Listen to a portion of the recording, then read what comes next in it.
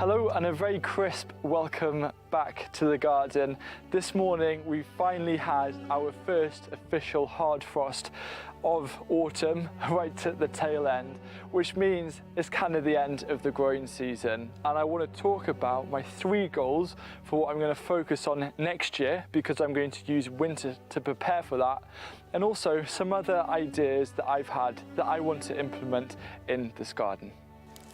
For me, the end of the growing season isn't actually too sad. I very much ease into winter and I'm taking down these streusel artichokes.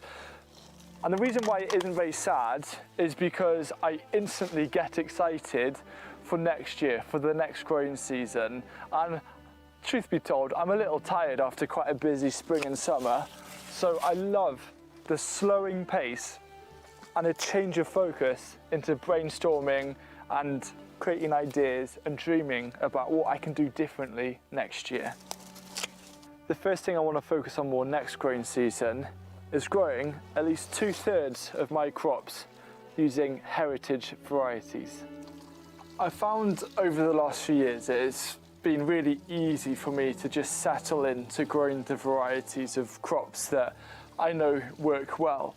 But I can't help thinking that I'm missing a trick and actually growing things that might be much better suited to my climate and to my needs and my goals. And whilst there are so many new modern varieties of vegetables being produced, I can't help but think that heritage varieties, which firstly have a history, a story behind them, might actually be what we're actually looking for, and that we're becoming too detached from what we used to grow, what our ancestors used to grow, by just getting caught up on trying to grow the most productive tomato that might actually not taste the best. I'd rather grow for flavour. I want to have the most tasty vegetable garden possible, and I think heritage varieties is where I'm going to find the best opportunities for that. When I hear of stories of seed catalogues many years ago having 200 different varieties of cabbages to choose from, for example, and now we might only have 10 or 20, I think that proves just how much opportunity we could be missing. And the other important thing about supporting heritage seed varieties is you're keeping them going, you're keeping that history and tradition alive, and you're also supporting smaller scale seed producers who tend to care a lot more about heritage varieties instead of the much larger seed producers who are just so intent on getting their own varieties which they can own and make as much money from. Now, of course, the other benefit of growing heritage varieties is that if you like them, you can save their seeds because they're not hybrids. As long as you save them from seeds using the right methods, you'll be able to grow them time and time again. Those are the core reasons why I'm going to be doing a lot more in terms of heritage vegetables and varieties next growing season. And because I'm playing with the long game in mind, I'm willing to sacrifice productivity in the quest of actually finding those really special varieties that become a core part of this garden. So why don't you think to yourself, what few vegetable varieties could I grow that I could look for a heritage version that really excites you? Because if it turns out well, chances are it's going to become one of your staples. So my second goal for the next growing season is to actually continue searching for the more unusual and exotic crops that I could potentially grow in this garden.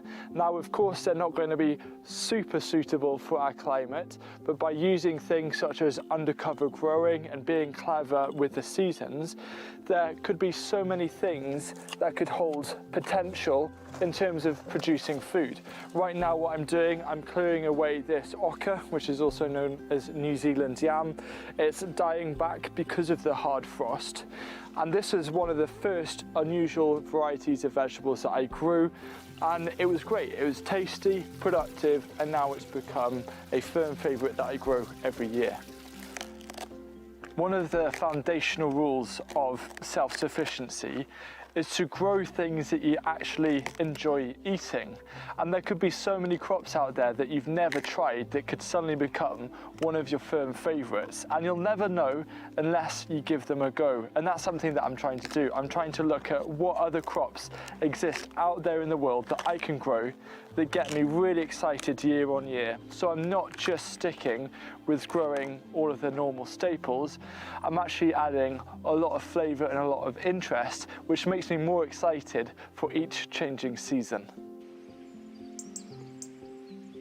What I've come to realise is that my strategy of self-sufficiency isn't about growing bulk food of everything and then looking at how I can preserve these massive gluts, but actually about how I can have as wide of a variety of different flavours and crops through all 4 seasons. And by utilising that variety of perhaps having less of each individual thing, but more choice. And when I have more choice, it means that there's more things to look forward to and more things to change and adapt and also pair together when it comes to cooking.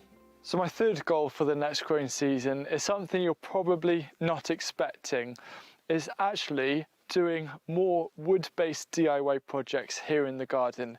It's something I've been missing for a fair few years, and I'd love to get a little bit more involved with creating permanent structures that aren't bought as a kit, because there's something so satisfying about creating lasting things with your hands.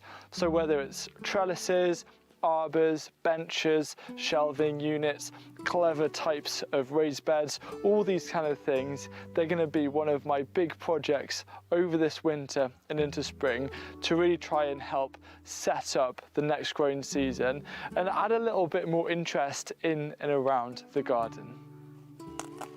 So those are the 3 main areas that I want to focus on next year. But of course there are other little goals that I have. At the moment I'm harvesting some kale.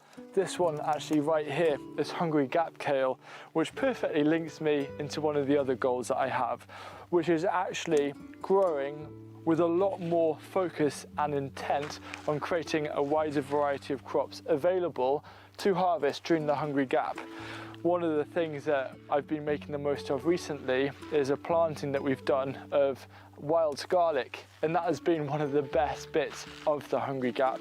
But I'm sure there are many other crops and plants that I can really utilise to actually turn that period of scarcity into somewhat of a period of abundance. Something I felt has let me down a bit as a gardener is not making the most of undercover spaces like this. This is easily the most valuable space. I think these beds are like 2 or 3 times more valuable than any outside growing space at least. You know, you can see all these crops as well growing at this time of year. So what I want to do in the next growing season is to really focus on trying to make this space as productive as possible, and I think the biggest part of that is being very clever with interplanting and relay planting. And I'm just going to push the limits and see what is possible, because even if I sacrifice some harvest next year, I'll have a really good idea for what to do in 2023 to get so much food out of this space. Now of course there's one garden goal that never changes every year, and that's about constantly making little strides to improve the soil health and fertility of my garden beds. And now is a perfect time of year to prepare your raised beds for winter. There's a video right here that shows you how simple it is, all of the little steps to make sure that your bed is nicely prepped and ready for springtime next year, where you really hit the ground running and really guarantee a successful abundance in summer.